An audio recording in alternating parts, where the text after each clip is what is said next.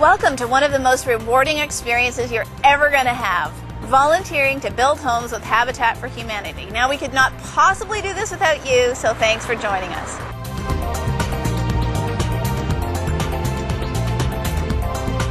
I'm Mag Ruffman. I'm a licensed contractor and I've worked with Habitat for years because I love the vision that every person can have a safe, decent place to live.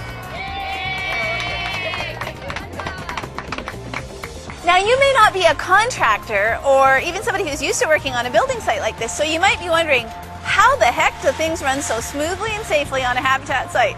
Well, I'm here to give you the tour, so you're going to have a great day volunteering, and you're also going to know how to use all the tools and equipment that you'll be asked to use on your day of volunteering. So come on.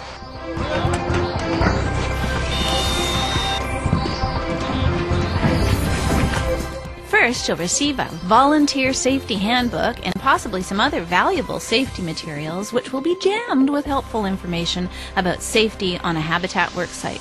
You will be dying to devour every syllable of this important information. If there's something you don't understand, please flag down a Habitat crew leader and pepper them with questions. The best way to arrive at the worksite is rested, eager, and healthy. We're gonna make it happen. You'll receive your official hard hat when you arrive, and our big rule is that you're wearing CSA certified steel-toed footwear. You can accessorize with safety glasses, earplugs, work gloves, dust masks, and fall protection depending on the task you're doing. Dress for the weather too. Light-colored, loose clothing works best in warm weather. And in colder conditions, many layers of warm waterproof clothing will keep you comfy. But please note that safety regulations prohibit the wearing of shorts. Sorry. When you arrive on the Habitat for Humanity work site, get yourself oriented. At your site, there may be a food tent or trailer with hot coffee and snacks. You'll also spot the rustic but efficient washroom facilities. Hey, was that guy wearing shorts? It's a no-no. And our first aid station where you can find sunscreen, band-aids, and qualified medical attention. Oh yeah, here's another huge Habitat rule. Always get first aid for any injury, even a blister or a sunburn. We are really proud of our safety record, and we don't want you to be the exception. Your next priority is to join all of the other volunteers for the daily kickoff, where you'll be assigned to a specific supervisor. This person will direct your work for the day and is also responsible for health and safety on site, so he or she will conduct a tailgate safety talk where you'll learn about specific safety stuff related to the work you'll be doing. A Habitat for Humanity worksite is a darn busy place with lots going on. That's why it's so important that you keep aware of your surroundings and stay alert to your coworkers. If you see a tripping hazard or loose debris, it's cool if you take the initiative to keep the site safe. Garbage happens, especially on construction sites. Pitch in where you can to keep all work areas clean and tidy. And don't rush or run. We're all here to have fun and work with our hands. It goes better when you work at a steady, relaxed pace. Ask questions so you learn the right way to do each job, and keep asking questions until you understand and feel comfortable using the equipment and tools. If you're feeling sick or fatigued, it's fine to just say so. You can take a break or even sign off early. We'll be happy to see you come back another day when you're feeling perky again. If you see an unsafe condition, maybe a power tool that's not working properly, some materials stacked in an unstable way, or an enclosed area with poor ventilation, please go directly to your supervisor and report what you noticed. Accidents are totally preventable if you are alert and aware of the hazards. You want to know what the top 10 hazards are on a construction site? I thought you'd never ask. Number 10 hazard, danger afoot and overhead. A tidy, organized site promotes safety. For one thing, there's nothing to trip over. If you see debris, nails sticking out, uneven surfaces, or holes, please take the time to remove or mark hazards so that others, who might not be as alert as you are, can be safe too. Be aware of what's overhead, too, so you don't snag a power line or whack someone working above you or possibly be the wacky. Number 9 on the hazard scale, electricity. If you've ever gotten a shock off your cat, you know how powerful electricity can be. Make sure you disconnect tools before moving or repairing them. Also, check for electrical wiring before drilling or cutting into walls. Number 8 worksite hazard, heat exhaustion. Most Habitat for Humanity projects take place during the summer months because, the human hand just works better when the fingers aren't frozen solid. Excessive heat can pose a problem on some summer days. You can help prevent heat stroke by drinking at least 1 bottle of water every hour while working on hot days. If you feel sick or faint, dizzy, overheated, or if you develop a headache or chills, take a break in the first aid station. Also, if you see a coworker who looks off balance or ill, advise them to take a rest. If they just won't listen, let a supervisor know. The last thing we want is a hero who passes out on a ladder holding a circular saw. Number 7 construction hazard, vehicular traffic on site. Some of the work on a Habitat for Humanity site is done by large and very cool equipment like bobcats and forklifts. Keep your eye on moving vehicles and the routes they're using. If you're working in the same area as a construction vehicle, make sure you're visible to the operator. Maintain eye contact, wear brightly colored clothes, and avoid standing where a crane or bucket could swing. I probably don't need to add, never stand underneath a raised bucket or blade, but don't, okay? I know these rules are just common sense, but when you're really enthusiastic about what you're doing, it's possible to be oblivious to your better judgment. You need a license to run one of those babies, so do not let me catch you gearing up if you don't have the paperwork. Number 6 on the top 10 list of construction dangers, ladders.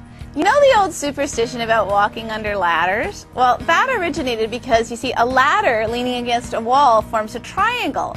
And a triangle was always thought to represent a sacred trinity. So for a commoner like myself to walk through a triangle was showing extreme disrespect for the gods, okay? And, on a practical level, extreme disrespect for a volunteer who might be up the ladder with a gallon of paint, and gravity might be involved, you see.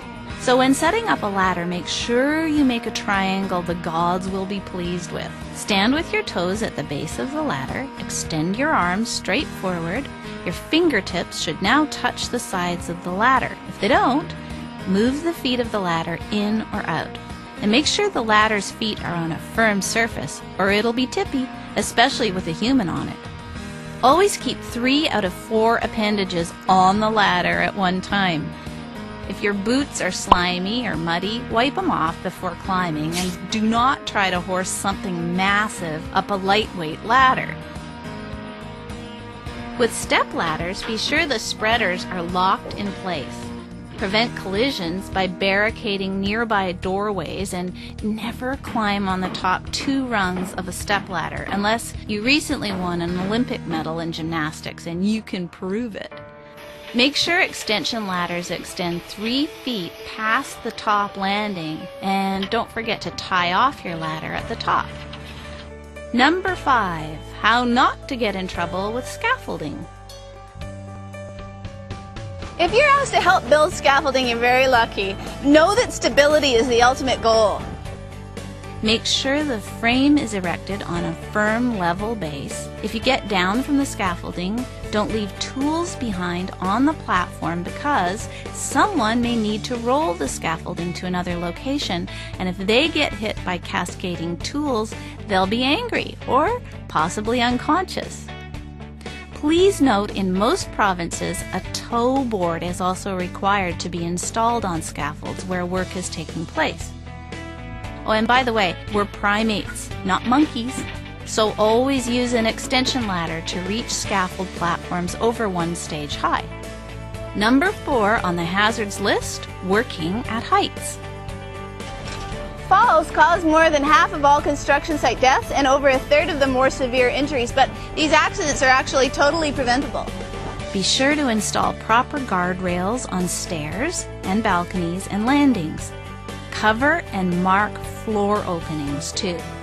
Wear a personal fall protection system if you're working higher than 3 meters above the ground or above floor level, or if you're working on an elevated platform other than scaffolding. You'll need to be instructed in using this kind of a system because the harness is completely baffling to the untrained eye. Number 3 construction hazard, power tools. Power tools make working on a construction site so much easier and way more fun. Make sure you are trained to use a tool and ask as many questions as you like so that you feel safe and confident. If you find a problem with a tool's operation or you spot a frayed cord or busted safety guard, please report it to your supervisor. Wear eye protection and earplugs when using power tools or when striking metal on metal. And always use the on-off switch rather than unplugging a tool that's running. Also, fiercely resist the temptation to pull a power tool around by its cord. Number 2 on the top 10 list of construction hazards, using hand tools. You know, most hand tools look a lot safer than power tools because they don't have a loud motor, but don't be fooled because most hand tool accidents are caused by operator error.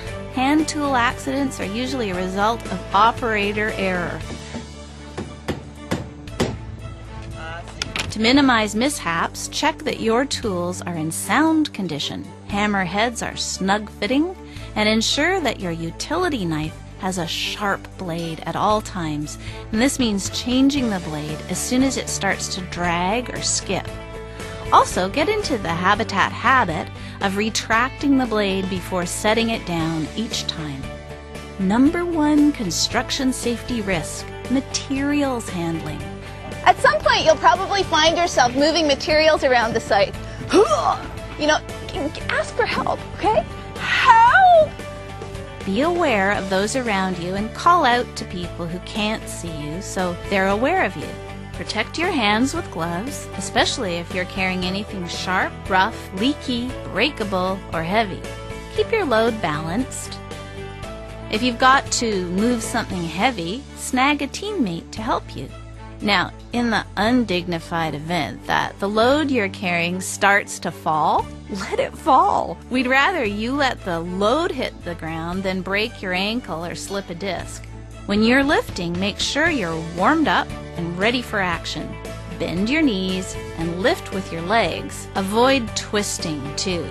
Tuck in your pelvis and hug the load. It feels awkward at first, but it'll protect your back and build rock-hard glutes. Ready?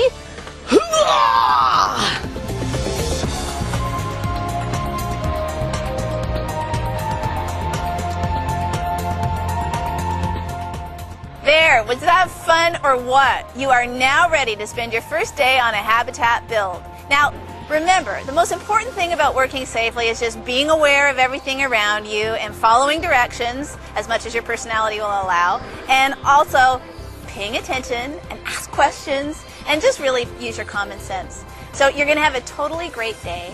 Thanks again for giving your skill and focus to this great organization.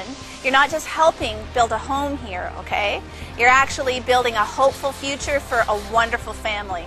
So thanks again, have fun, and be safe out there.